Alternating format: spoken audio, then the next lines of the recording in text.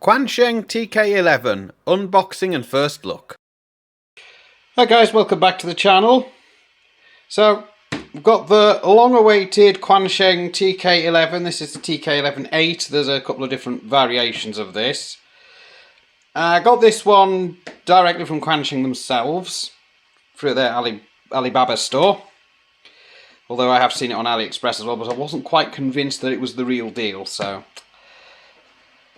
I had to order it from Alibaba from Quansheng directly. So let's get this box open and find out actually what's in here. I'm going to have to just very gentle. I do not knock the tripod over. Bear in mind, I actually already have had a look in here, so I kind of know what's in here. But let's go through a proper unboxing with you guys. So we've got the radio itself, which is actually a little bit smaller than I was expecting it to be. So that's it there. Let's get it out of its plastic. It's not the horrible crinkly plastic that Radtel came in, which is very good. So that's the radio there. Die-cast chassis. It'll be pretty much comparable to the UVK5. I do have one of those around here. But I don't know if it's actually in this room or whether it's in another room. But I know I've got one. So I'll put the radio just down there on the notebook for the minute. Just move my pens out of the way. It also comes with this lanyard. Quansheng since 1984. Well, they've been around a while. The manual goes through everything, which is like the menu options and how to do things, and also apparently a wireless radio replication as well, which I'm not sure what that's all about. I'm guessing it just clones the radio between two different ones, and the different versions and the frequencies that it covers. This will be the normal version, I would hazard a guess, because I ordered it straight from China. So I'll put the manual to one side. So the next thing we get is this antenna. Now I suspect that's like a ferrite rod in there with wires wrapped around it, and that is for short wave, medium wave and long wave listening. So it's Quansheng brand on one side, and the other side is the frequency range for that particular antenna, which is 153, I think that is, kilohertz to 18 megahertz, and that has a 3.5 mono jack. Not a great choice for an antenna. I would have preferred something maybe like maybe a secondary SMA on there or something. It's an SMA male for the main antenna, so I'll just take this part out. So we've got the battery, also not in crinkly horrible plastic, and that's the battery there. It's 7.4 volt battery. It says it's 3000 milliamp hour. And its charge voltage is 8.4 volts, although I think, yes it can, it will charge off a USB-C. I can pop this cover off. There we go. Yeah, that's a USB-C.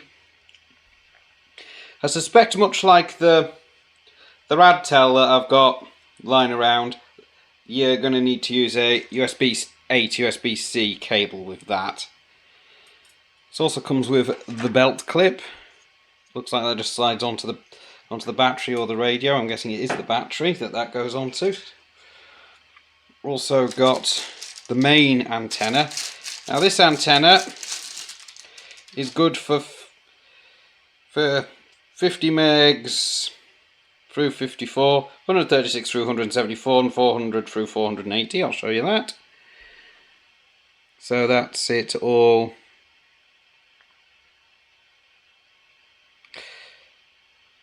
There. So this radio can transmit on the 6 meter band. It comes with, much to my surprise, a UK plug. I was expecting them maybe to just put a Euro plug in there, but they've made an effort and put a UK plug in it, which is good. And that's a switch mode power supply. It's not the same as on the charger for the the other Quansheng that I have, the UVK5. This charger looks very similar to the UVK5's charger. I'll just go and fetch that actually. So here's the UVK5's charger, which is this one on this side with the mains lead going into it, and this one is the charger for the TK11. Very similar.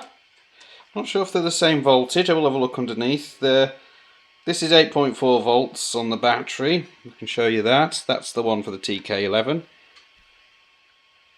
And not sure I can see it very well on this. No, it's also 8.4 volts by the looks of it. So theoretically I could charge, if we bring this one in, this is the charger that came with the UVK5.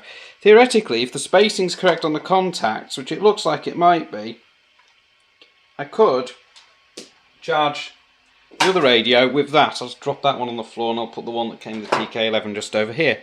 And that appears to be everything in the box. So let's remove this box out of the way.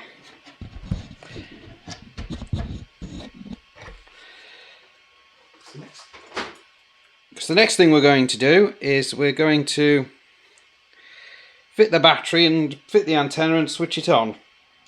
Now the battery probably won't have much charge in it because they generally don't come supplied. So to fit the battery, what you would do is you put the battery in the top like that. I have already tried this. And then you should be able to just press it down and it should just click into place. That's the battery now on. We'll put the belt clip on as well, because chances are I'm going to need the belt clip at some point, not today. The belt clip just slides into the battery here. I'd prefer it onto the radio chassis because that way you can change the battery without having to take the belt clip off if you need to put another battery on it. This is actually proving slightly harder to do. There we go. So you can get that metal bit there lined up with the grooves in the back, and then just slide that down, it should just click into place. So the battery is now on. Now we're going to screw the main antenna in. I'm not going to put the shortwave receive antenna on it. So have a look at the radio. So this is the radio now as it would be ready to go. There's this rubber cover on the side. I don't think there's anything under there. But there's another one for the speaker mic, and that is just that's just a standard Kenwood type connector, as you would find on all of these. This other cover doesn't appear to have anything underneath it, so I'm just going to leave that be. There's another rubber cover on the top, and if you take that one off, that's where that other antenna would connect. So what you would do is I'm not sure if it'll fit with the main antenna on, put that into there, and that's your shortwave and medium wave and long wave receiving antenna. Again, the connector it's using isn't really suited for RF applications, although I have seen it used on 1980 CBs, as it turns out. Okay, so it's now time to turn the radio on. If I turn that on, it comes up with this. Welcome, frequency mode. So we've got the two blocks of frequencies there. Switch between them with the A and B button there. Got twin PTT on the side. So if you press PTT B while it's in the A mode, it will still transmit on the lower frequency, as you can see there. And if you press PTT up there, it's transmitting up there. So we've got your two programmable side keys.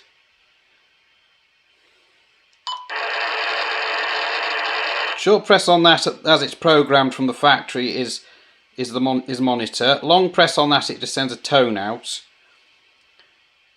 Short press on the B one turns on your flashlight on the top. It does have a flashlight. So the flashlight has normal mode, flashing mode, and off. Press and hold that, it sends out an alarm tone. So we're not going to do that. So you can put it into memory mode by pressing the VM button. This one came in memory mode, but I put it into channel mode specifically. So you can go through the different frequency ranges it covers by pressing the band button. So we're on 2 meters there,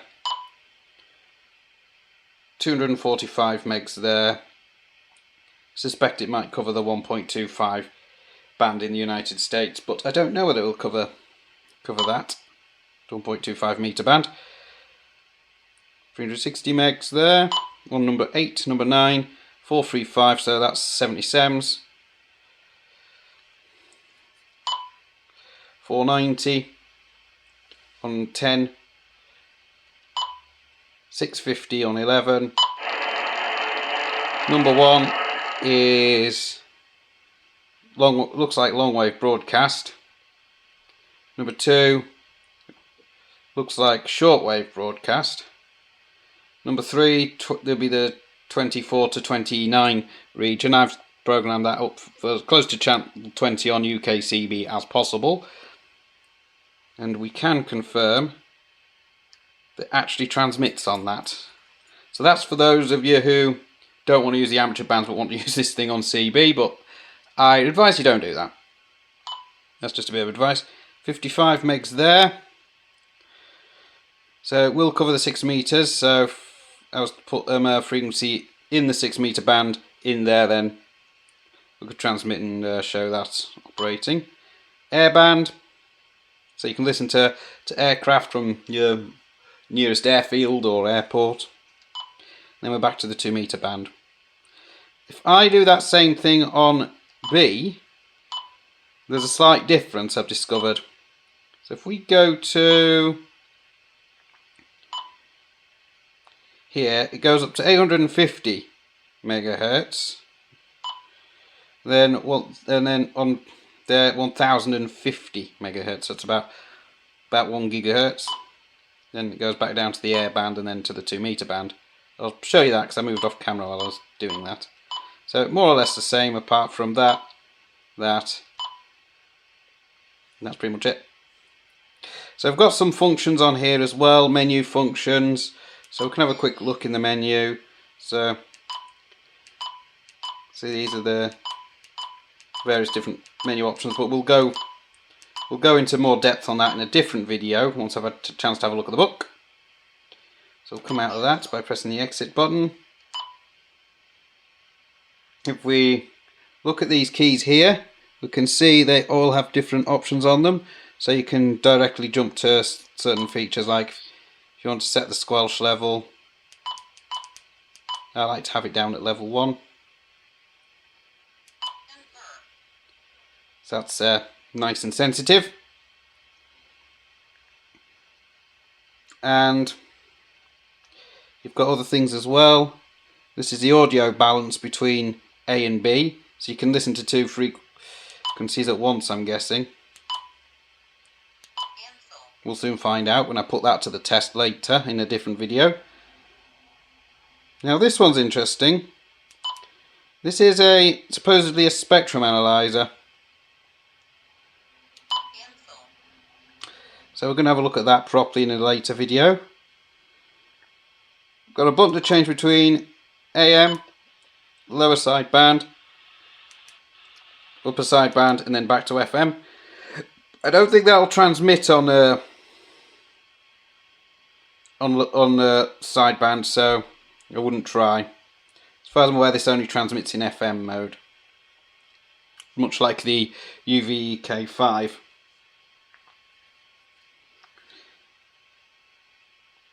So if you want to transmit on 27 megs properly, don't do what I just did and briefly press the PTT. What you'd need to do is you need to change this antenna over for one that's suited for that band. If you want to transmit there or on 10 meters, which this will also transmit on. So it's a SMA male connector on the radio. I do have an antenna that would fit that, because I have an adapter that will fit that. So I'm just going to briefly show you this. And I find my BNC to SMA female adapter.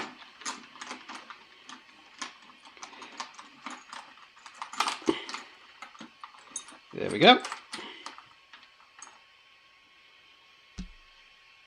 Now I'd screw that in there. And I have 2 antennas I can choose from if I want to use 27 and 28 megs on this thing.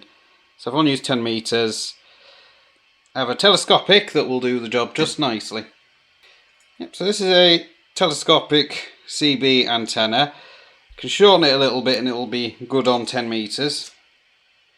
So I've put an adapter in to allow me to connect that to this radio.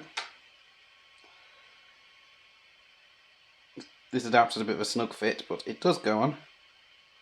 There we go. So that's now set up for transmit and receive on, well, 27 and 28 megs basically. I'll have to unscrew that so I can get that back off. But I have another option for an antenna as well. If I want to do that, that's this. This is the Albrecht CL27. I'm not sure if that works on 10 meters, but I know it works on 11 meters because I actually have used it. So that's what that adapter. So I'd put that adapter in and put that on the radio instead. But if you want to use it on 6 meters, 2 meters, and 70 centimeters, just use the antenna it came with, and you should be fine. So there's top loading in this. I wonder if that's for the 6 meter portion. And it looks pretty rugged because I like the design on the front with these hex screws as well. So it's quite a nice design as well. Looks pretty robust. I don't think it's got any ingress rating. So I've got the belt clip on the back here, which I've put on, which you probably saw me put on. There is this other cover here, but that's definitely got nothing behind it because I can't get it out. So we're going to look at the menus in a future video, and we're also going to look at how it's doing on the air and on the spectrum analyzer. And for that we'll be using the Tiny SA Ultra. And that'll allow me to put pictures up on the screen of what it is and what it isn't doing. Hopefully it'll be a bit better than that Radtel that I looked at in a previous video. So the box. So this is the box that the UVK5 came in. Rather bland in my opinion.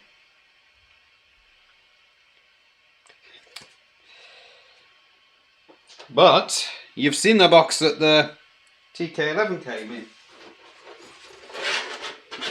I'm just going to close it off so we can get it in shot. So that's the box that the TK11 came in. You can see it's got all of the Quansheng artwork on it. And looks so much nicer. And even has a proper label on the side, whereas this one for the UVK5, the best they managed was a little sticker like that.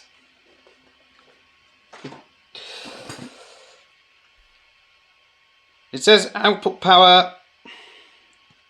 Now it suggests 10 watts, but it would suggest actually less than or equal to 10 watts.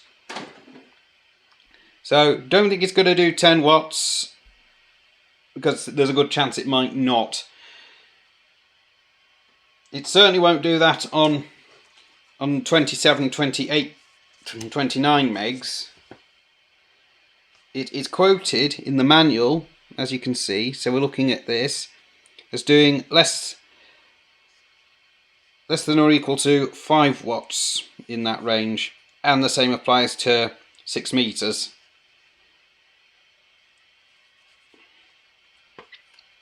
Some other specifications there as well if you want to have a look at them, but we can check those at a later point. I can't check the SINAD at the moment because I need to put a ground loop isolator onto my SINAD meter. It does say it has this wireless radio replication, which means I think 2 of these radios can talk to each other and copy their frequencies across. But this is a reasonably decent manual. It's not in Chinglish, which is very good. So it means you should be able to understand that. So I'll bring the radio back in. And I'll just move that across there. That notepad might be of some use when I do some tests later. So that's the radio there. It's a Quansheng TK11 8. New radio from Quansheng. One that I wasn't sure was actually going to be released when they first announced it, but they have released it and it is here. Now this has something on it called Magic Voice. Now what that is basically a voice changer. We're going to have a look at that as well. Now obviously I can't use that on the amateur bands because that goes against the terms of license. So instead what we can do with that is we can test that into a dummy load and have a receiver SDR receiving on the other side. Because I can just do that because it'll all be in a controlled environment. Because I wouldn't use a voice changer like that on the air at all. So I'm going to go off and I'm going to have a play with this and see what I can get it to do or not do. And we'll have a look at all of the menus and everything and also the spectrum analyzer in future videos. So if you like this one, you can give it a thumbs up. If you didn't, then there's another button that works just as well. If you do like what I do and want to see more videos by me, you can press the subscribe button and you can also ring the bell to be notified of new videos as I upload them. You can also send me super thanks if you want to chip in a bit towards the channel, or you can buy me a coffee, or you can become a channel member.